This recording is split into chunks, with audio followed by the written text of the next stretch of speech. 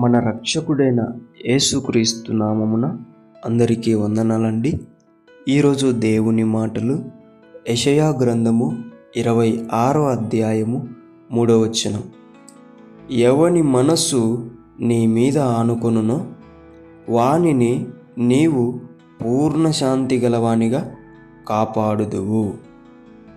ప్రియ దేవుని బిడ్డలారా, ఈ లోకంలో పూర్ణ శాంతి గలవారిగా జీవించాలి అంటే అది డబ్బు చేత కాదు, బంగారం ఉంటే కాదు, ఆస్తి అంతస్తులుంటే కాదు, అధికారం ఉంటే అసలే కాదు.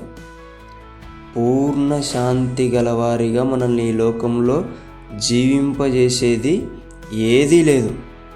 ఒకే ఒక్కడున్నాడు, ఆయనే నజరేయుడైన యేసుక్రీస్తు ప్రభుల వారు.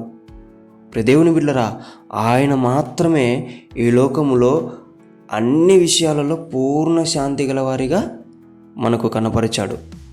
ఆమేన్. కాబట్టి ప్రియ దేవుని బిడ్డలారా, ఈ లోకం మీద నుండి నీ మనస్సుని దేవుని మీదకి త్రిప్పుకున్నావు అంటే అంతే చాలు. నీ మనస్సు ఆయనను ఆనుకుంటే చాలండి, ఈ లోకములో ఆయనే నిన్ను పూర్ణ శాంతి గలవానిగా జీవింపజేస్తాడు. ఆయన ఎలాంటి సమస్యనైనా నిన్ను పూర్ణ శాంతి గలవానిగా నిన్ను కాపాడుతాడు. ఆమేన్.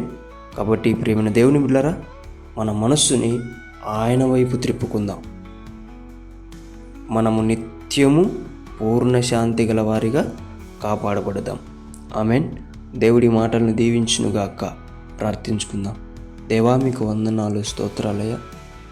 నా మనస్సు పరిపూర్ణంగా నీ మీద ఉండలేదేమో, నా మనస్సు ఈ లోకం వైపు పరిగెడుతుందేమో. మా మనస్సుని నీ వైపు త్రిప్పండి ప్రభువా.